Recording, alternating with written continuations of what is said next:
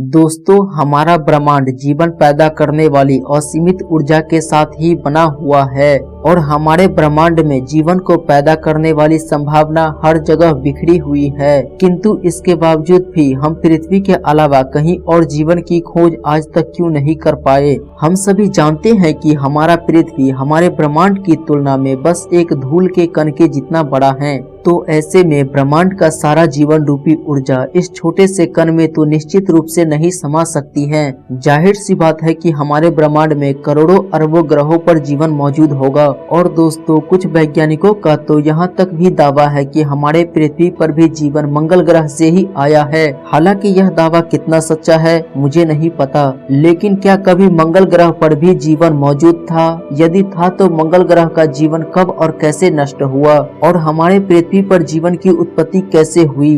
दोस्तों, यह एक बहुत ही बड़ा सवाल है जिसका जवाब हम आज के इस वीडियो में जानेंगे। तो चलिए आज के इस वीडियो को शुरू करते हैं। दोस्तों, हमारे ब्रह्मांड में जितने भी ग्रहों का जन्म होता है उन सभी का जन्म किसी तारे के उत्पत्ति होने के बाद बचे हुए मलबे से ही होता है और जिस समय इन ग्रहों का जन्म होता है उस समय वे काफी गर्म होते हैं। इसके बाद वे समय बीतने के साथ साथ ठंडे होते चले जाते हैं। इन ग्रहों के ठंडे होने की प्रक्रिया करोड़ों सालों तक चलती रहती है और जो ग्रह अपने तारे से जितने अधिक दूरी पर होते हैं वह उतने ही जल्दी ठंडे हो जाते हैं। हमारा मंगल ग्रह पृथ्वी की तुलना में छोटा है और सूर्य से इसकी दूरी भी पृथ्वी के मुकाबले काफी अधिक है। इसलिए मंगल ग्रह पर पृथ्वी से करोड़ों साल पहले ही आदर्श तापमान बन गया होगा। यानी अपने जन्म के करीब 30 करोड़ साल बाद भी हमारी पृथ्वी किसी भट्टी के समान तप रही थी। लेकिन मंगल ग्रह पर उस समय अच्छा तापमान होने की वजह से स्वच्छ पानी के सागर बहने लगे थे।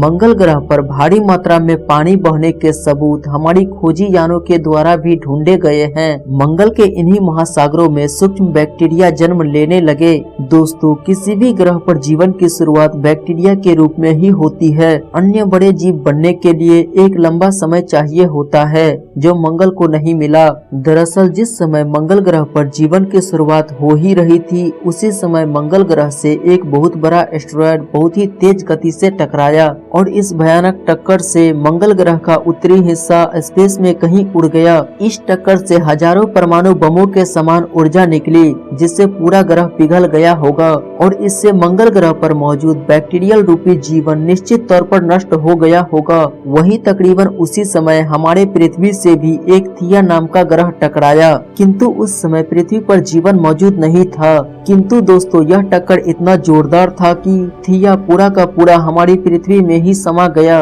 और हमारे पृथ्वी का एक बहुत बड़ा हिस्सा इससे निकलकर बाहर स्पेस में चला गया, जिसे आज हम लोग चंद्रमा के नाम से जानते हैं। साथ ही इस भयानक टक्कर से पृथ्वी अपने अक्ष पर भी झुक गई।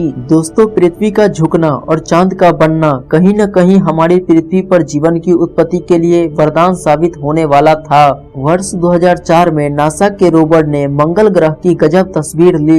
इन तस्वीरों में गोल पत्थर थे जो हजारों सालों तक पानी बहने के कारण बनते हैं। साथ ही इन तस्वीरों में काफी सारी दरारें और नदी रूपी रचनाएं भी दिखाई पड़ती हैं, जिससे वैज्ञानिक इस निष्कर्ष पर पहुंचे कि इस एस्टेरॉयड के टक्कर के बावजूद भी मंगल के धरती के अंदर तरल रूप में पानी मौजूद रहा होगा जो ज्वालामुखी के फटने के साथ भाप की अवस्था में मंगल ग्रह से बाहर निकला होगा, जिससे बादल बने, बारिश हुई और मंगल की सतह पर एक बार फिर से जीवन पनपने लगा। किंतु दोस्तों, मंगल ग्रह की सतह पर दूसरी बार पनपने वाला यह जीवन भी लंबे समय तक नहीं चल पाया और सूर्य से अधिक दूरी होने के कारण अब तक मंगल ग्रह काफी ज्यादा ठंडा होने लगा था, जिससे मंगल ग्रह का पानी बर्फ के रूप में बदलने लगा और मंगल ग्रह पर वर्षा चक्र समाप्त हो गया और बेहद अधिक ठंड होने के कारण बैक्टीरिया जैसा सूक्ष्म जीवन भी मंगल ग्रह से समाप्त होने लगा। वहीं दूसरी तरफ धधकती पृथ्वी का तापमान अब आदर्श होने लगा था